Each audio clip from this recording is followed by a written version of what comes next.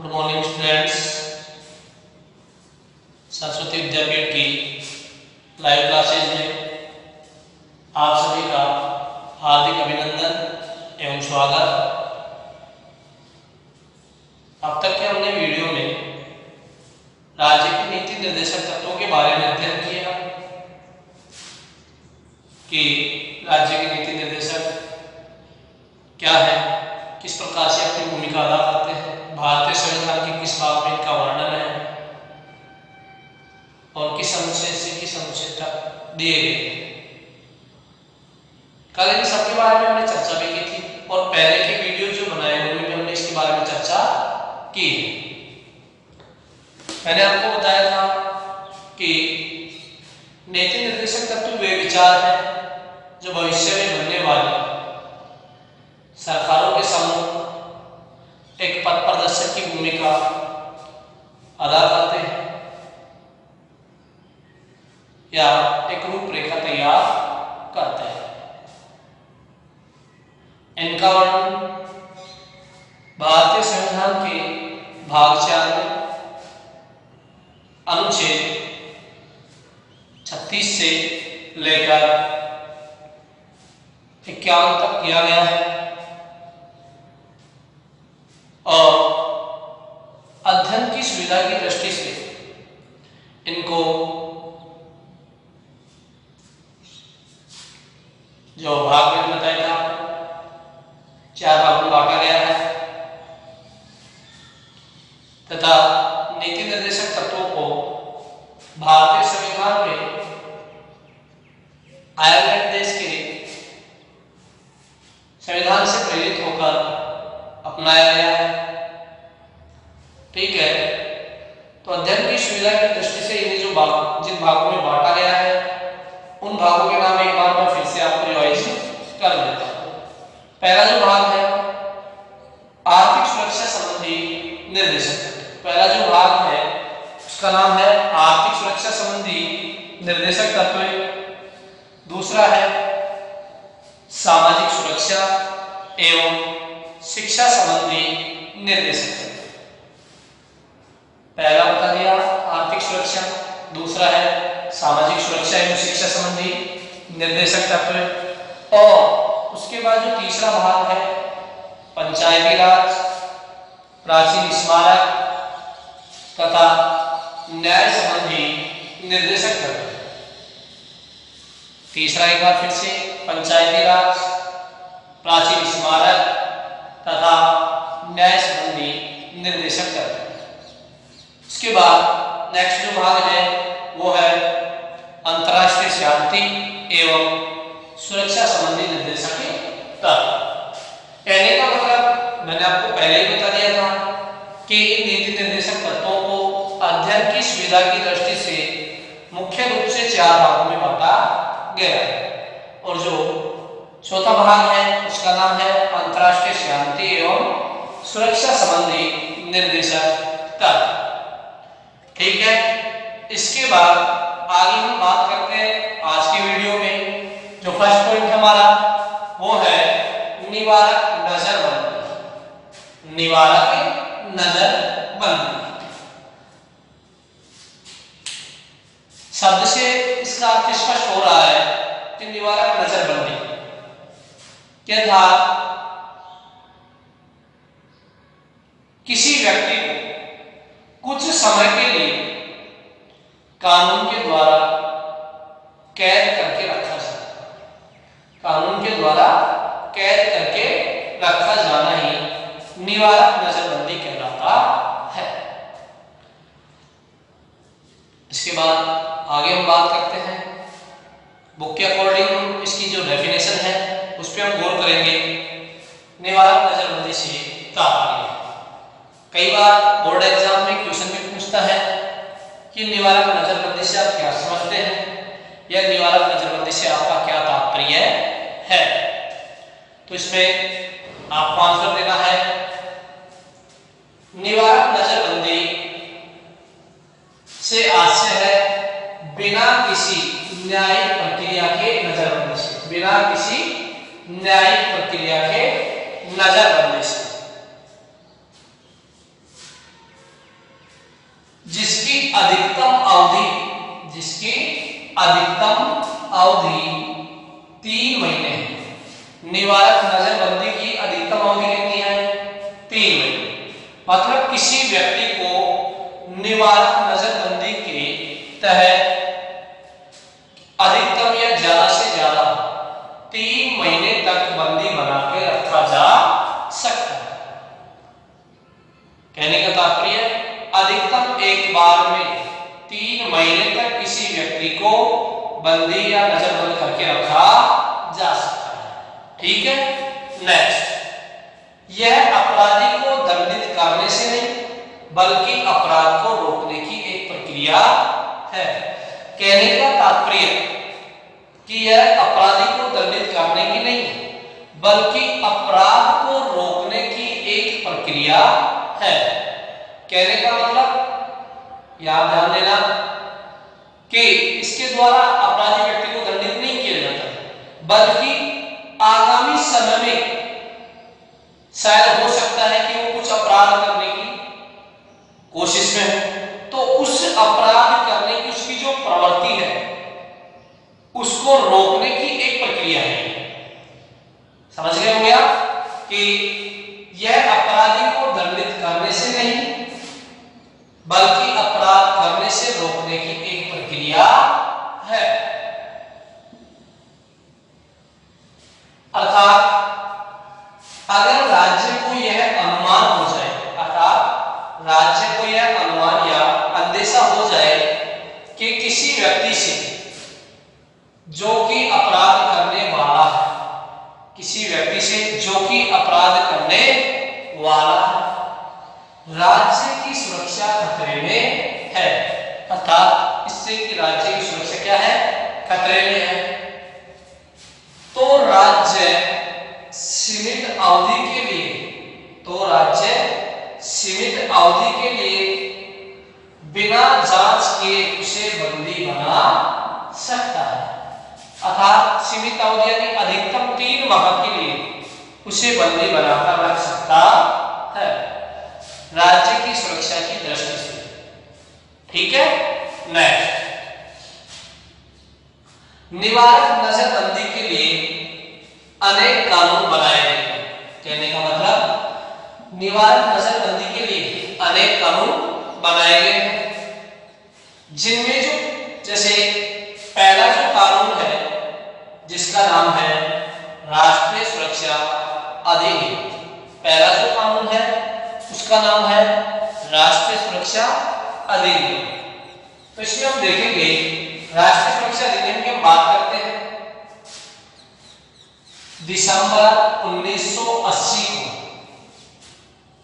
एक बार फिर से डेट बोल रहा हूं मैं, ध्यान में रखना, दिसंबर 1980 को सरकार ने राष्ट्रीय सुरक्षा अध्यादेश लागू किया।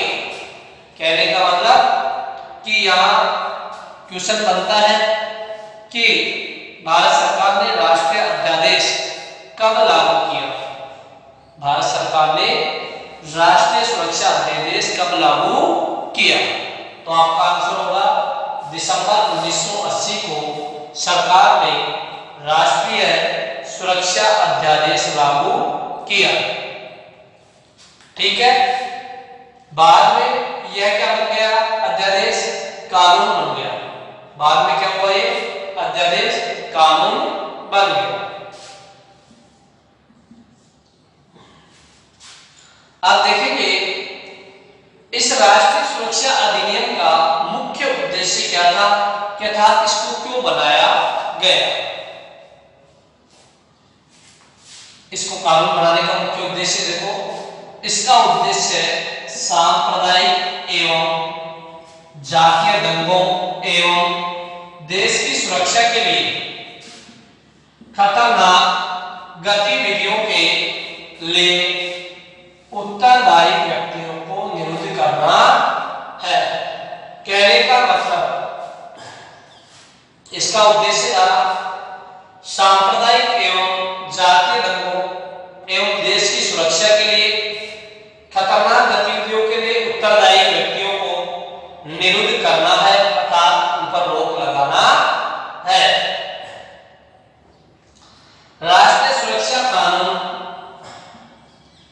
निवारक निरोध की व्यवस्था की गई।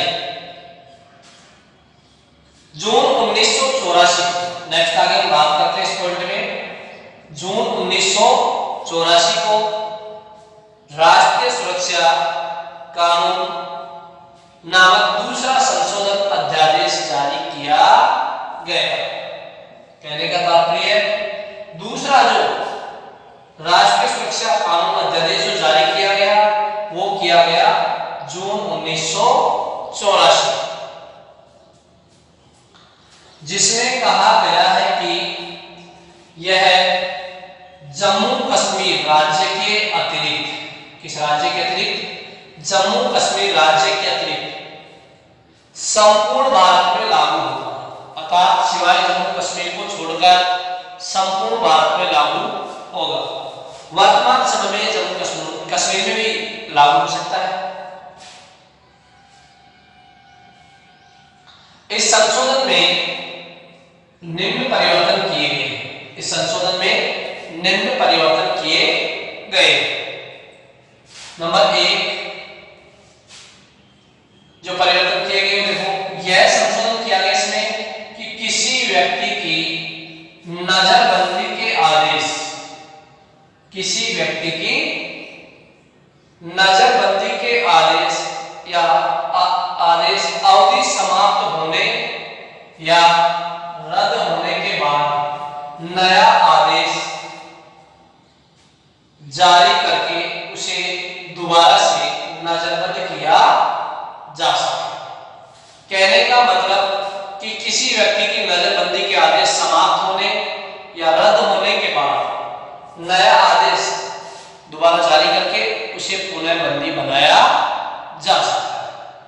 ठीक है, क्योंकि इसके बारे में आपको पहले बता दिया था कि अधिकतम जो अवधि है वो 3 महीने तक है।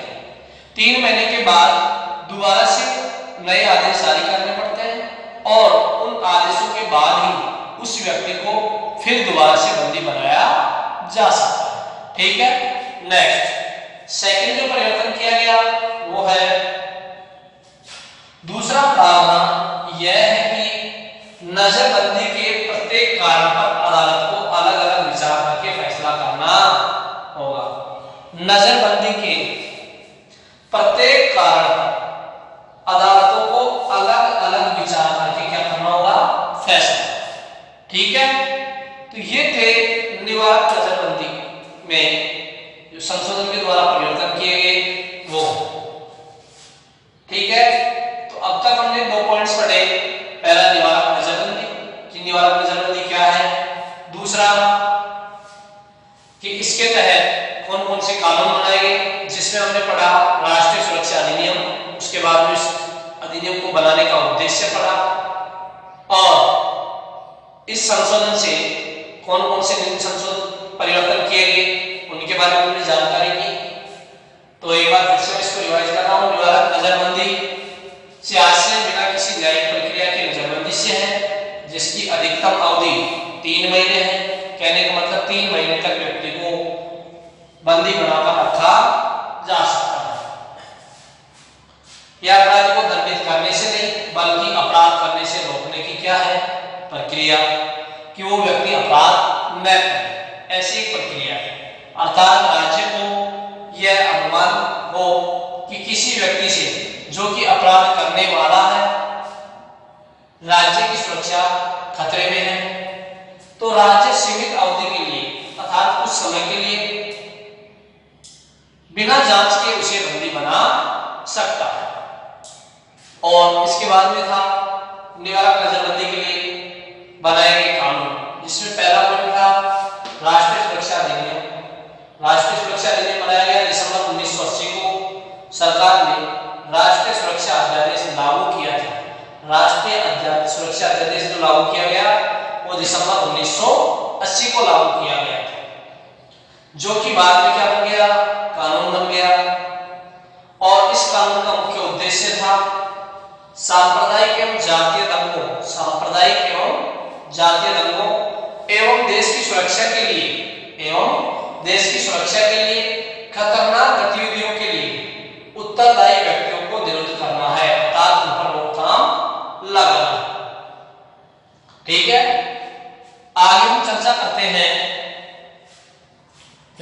पॉइंट है उसके बारे में हम बात करेंगे।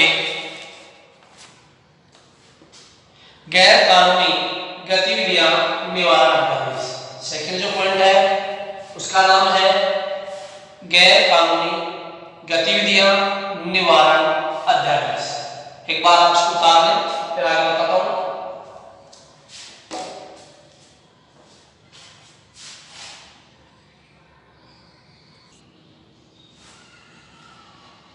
नेक्स्ट जो अभी फर्स्ट पॉइंट हमने देखा जिसके बारे में हमने अभी चर्चा भी की, राष्ट्रीय सुरक्षा अधिनियम दिसंबर 1980 में सरकार ने राष्ट्रीय सुरक्षा अध्यादेश लागू किया, मैंने आपको बता दिया। उसके बाद में जो आगे हम पढ़ेंगे वो है सेकंड पॉइंट गैर कानूनी गतिविधियां निवारण अध्यादेश। गैर कानूनी गतिविधियां निवारण अध्यादेश। कोटा कानून को समाप्त करने के बाद, कोटा कानून अर्थात यह एक बहुत ही कठोर कानून था, इसको समाप्त करने के बाद राष्ट्रीय एवं अंतर्राष्ट्रीय स्तर पर, राष्ट्रीय एवं अंतर्राष्ट्रीय स्तर पर आतंकवाद से निपटने के लिए, किससे निपटने के लिए? आतंकवाद से निपटने के लिए कठोर कानून की आवश्यकता अनुभव करते हुए, कठोर कानून की आवश्यकता अनुभव करते हुए सितंबर 2004 में गैर कानूनी गतिविधियां निरोधक अध्यादेश जारी किया गया। गैर कानूनी गतिविधियां निवारक अध्यादेश कब जारी किया गया? तो इसका आंसर होगा सितंबर 2004 में गैर कानूनी गतिविधियां निरोधक अध्यादेश जारी किया गया तथा इसमें पोटा कानून के अनेक प्रावधानों को शामिल भी किया गया तथा इसमें जो पोटा कानून था अर्थात जिसके बारे में आपको बताया था कि जो कि एक उस समय का बहुत ही कठोर कानून था, उसके अनेक प्रावधानों को शामिल किया गया है। अर्थात इस कानून में, गैर कानूनी गतिविधियां निवारक अध्यादेश कानून में पोटा कानून के अनेक प्रावधानों को शामिल किया गया है। ठीक है, ये था सेकंड। अब देखेंगे कि निवारक निरोध जो अधिनियम था, निवारक नजरबंदी, जो हमने भी पढ़ा कि अधिकतम 3 महीने तक किसी व्यक्ति को बंदी बनाकर रखा जा सकता है तथा यह एक अपराधी को अपराध करने से रोकने की प्रक्रिया है। ठीक है, उसका मूल्यांकन, उसका क्या पढ़ेंगे इसमें? मूल्यांकन कि निवारक निरोध अधिनियम यानी निवारक नजरबंदी का मूल्यांकन। तो इसमें फर्स्ट पॉइंट जो है इसकी आलोचना, कि किस आधार पर इसकी आलोचना की गई, किस कानून की? निवारक नजरबंदी की। इस अधिनियम को अनेक आलोचनाओं का सामना करना पड़ा। इस अधिनियम को अनेक आलोचनाओं का क्या करना पड़ा है? सामना करना पड़ा है। जैसे पहला है इसमें इन्हें अलोकतांत्रिक प्रतिक्रिया वाली संविधान की महान असफलता एवं निरंकुशता का प्रतीक माना गया है। कहने का तात्पर्य इन्हें अलोकतंत्र वाली प्रतिक्रिया, संविधान की महान असफलता एवं निरंकुशता का प्रतीक माना गया है। सेकंड, इनके दुरुपयोग की संभावना हमेशा बनी हुई है। दूसरा है इसके दुरुपयोग की संभावना हमेशा से बनी हुई है, कि इसका सदुपयोग न होकर ज्यादातर समय इसका दुरुपयोग ही होता है। ऐसी संभावना सदैव पहले से ही बनी रही है। ठीक है, उसके बाद आगे हम बात करते हैं कि आज वर्तमान समय में इसकी आवश्यकता एवं इसका महत्व क्या है। क्या था, इस तरह के कानून का वर्तमान समय में क्या महत्व है, इसके बारे में अध्ययन करें। वर्तमान परिस्थितियों में जब देश आतंकवाद, अलगाववाद की मार झेल रहा है, कि वर्तमान परिस्थितियां, कि आज इस वर्तमान समय में जब देश किन दो परिस्थितियों की बात कर रहे हैं, आतंकवाद और दूसरा है अलगाव, अर्थात भाषा के, जाति के आदि के नाम पर झगड़े का, इनकी जब मार झेल रहा है, तो ऐसे समय में इस तरह के कानून की आवश्यकता एवं महत्व, कि कहने का मतलब आज इस वर्तमान समय में जब देश समस्त पूरा विश्व है, देश की क्या बात करते हैं, विश्व है, आतंकवाद एवं अलगाववाद से क्या है, त्रस्त है, तो ऐसे समय में ऐसे कानून की बहुत ही ज्यादा आवश्यकता एवं बहुत ही ज्यादा इसका महत्व है। कहने का मतलब ऐसा कानून आज वर्तमान परिस्थितियों को देखते हुए होना चाहिए। ठीक है, तो फर्स्ट पॉइंट मैंने आपको पहले बता दिया और सेकंड पॉइंट एक बार फिर से मैं आपको रिवाइज कर, गैर कानूनी गतिविधियां निवारण अध्यादेश, गैर कानूनी गतिविधियां निवारण अध्यादेश। तो देखो, पोटा कानून को समाप्त कर, पोटा कानून जो था उसको समाप्त कर दिया गया और उसके बावजूद राष्ट्रीय एवं अंतर्राष्ट्रीय स्तर पर, राष्ट्रीय और अंतर्राष्ट्रीय स्तर पर आतंकवाद से निपटने के लिए, आतंकवाद से क्या करने के लिए, निपटने के लिए कठोर कानून की आवश्यकता, कठोर कानून की आवश्यकता अनुभव करते हुए कि आज वर्तमान समय में जैसे आतंकवाद और अलगाववाद की परिस्थितियां हैं, इनसे निपटने के लिए अर्थात कठोर कानून की आवश्यकता सरकार को महसूस हुई, उन्होंने अनुभव किया कि वर्तमान समय में इन परिस्थितियों को अगर दबाना है तो हमें भविष्य के लिए कठोर कानून बनाने ही होंगे।